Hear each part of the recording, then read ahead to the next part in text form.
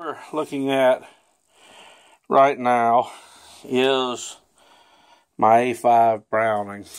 I'm having to stretch out a little bit to get it completely in the frame here. This specimen was made around 1956. It's got a 30-inch full choke barrel. Your standard Browning A5, 2 3/4 inch. Full choke, 30-inch barrel. This one's a special steel version. It's a Belgian gun. The wood on this gun is not original, and this is what was on it when I acquired it in the 90s. This gun has a lot of history. In this design, it was your first automatic shotgun,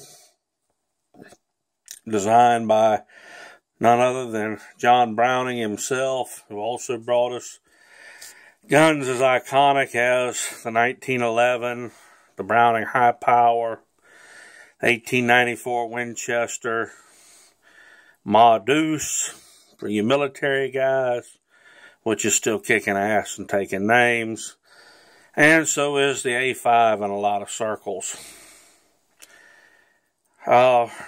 My generation is probably going to be the last where this gun is used, and sadly this gun went out of production in the 90s, but it had about a 70-year run. These guns are really the iconic humpback auto-loading shotgun. It uses John Browning's long recoil system, which I have found to be slightly more reliable than the gas system used in the 1100. A lot more trouble-free. The trade-off is you get more felt recoil because of the way the system operates. This gun has some light engraving on one side and a little more on the other. This is not an absolutely plain gun, but it's fairly unadorned. Slings on it. The 30-inch full choke barrel came into use. This gun actually crosses a lot of lines. This one has the crossbolt safety on it. Some of the older versions have a safety in the front of the trigger guard up here. I know some of them made in the 20s, 30s, and 40s still have that. Whoever did the wood fitting on it did an excellent job.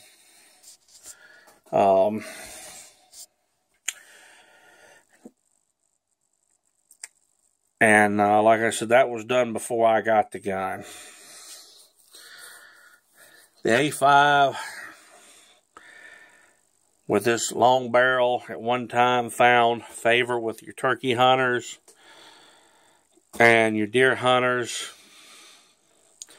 and a lot of your waterfowl hunters. Even though the steels in this gun, you're not supposed to shoot steel shot in this barrel, it is safe to shoot with some of the newer non-toxic waterfowl loads.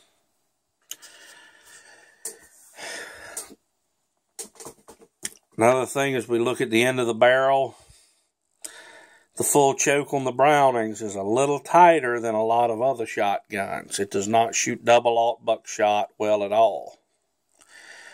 It does shoot an amazing pattern with number ones and single aughts. I ended up trading for this gun. I had bought one of the first 3.5-inch Magnums to come out. It was a Mossberg pump gun, and it was touted as supposed to be a turkey's worst nightmare. Turned out it was not a turkey's worst nightmare. 3 different choke tubes, several different loads.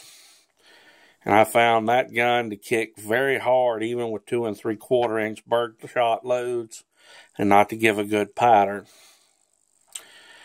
At a gun show, I was able to trade that gun for this 2 3/4 inch Browning. And as far as a turkey gun goes, with number 5 Winchesters, this gun doesn't have an equal in the field. It just outclasses everything around. I'm probably going to get a little longer-winded with this. The Browning A5 has never been an inexpensive shotgun. They've always been kind of pricey. They still are. 2 3/4 inch models are going to go for around $500 and up, depending on condition.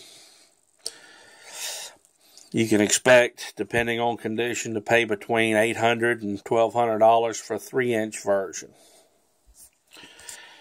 Because this gun patterns so well with the number 1 buckshot and the number 5 turkey loads, and just about every birdshot load that I've put in it, this gun will break clays at 90 yards. I'm not handicapped by 2 3/4 inch shells.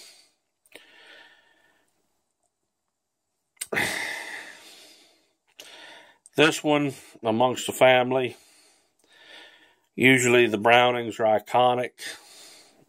We have some in the family that are known as the Flopper Stopper, the Nutcracker, and their owners shall remain anonymous. This one, because at the time it was the newest Browning to enter the family, I bought it in the 90s. And due to it being the 2 3/4 inch gun, this one's simply referred to as the baby Browning.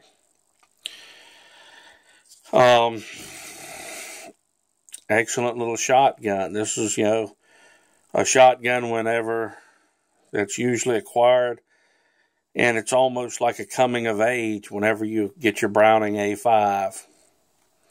You are then a man. You have a man shotgun.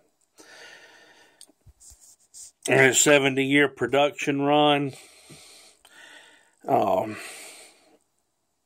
even some of the early guns made in the late 20s, 30s, 40s are still in use today. You keep them clean, you keep them lubricated. Yeah, you're going to have some parts wear out if you use them a lot, but you're going to have that with anything. And I don't know anything that's going to last 50 years and still remain serviceable. But this Browning will. So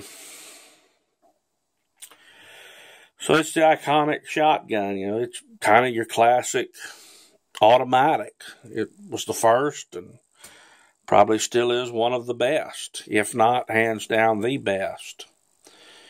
So for all you young guys, coming along that are thinking, hey, Benelli's the best way to go, I'm sorry. If y'all want to shoot a real shotgun, well, I'll let you shoot it on occasion.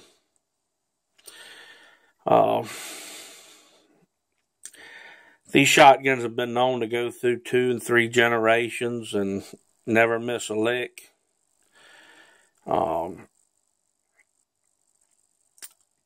They are made to hunt hard. They're made to last. They're quality steel, quality wood. They keep going. If you have to buy one high-quality shotgun, well, this might be one to look at. If you're a turkey hunter, deer hunter, you hunt pigs, this is a great shotgun. A bird hunter is probably going to be better served with a gas-operated gun simply because they're going to shoot it far more than they will this long recoil system for the dove hunters, stuff like that. However,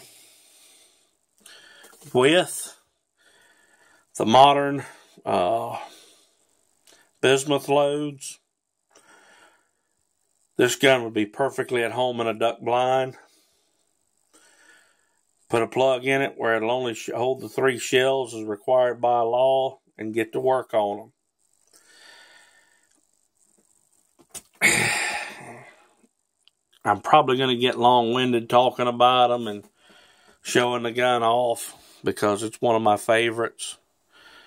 And just a great, shotgun. There's not a heck of a lot more I can say about it, but yet there's tons more I could say about it. And I'm going to go ahead and cut it off here so I don't get too long-winded and bore you. I'm going to do some more videos with this gun, and hopefully when I can get somebody to run the camera for me and somebody to pull some clays, then we're going to get some video footage of shooting it. But it's, a great shotgun built by a great designer. And, it's really, even though it's Belgian made, it was designed by an American. Maybe the all-American shotgun. Well, that's what I've got for you for now. Later on.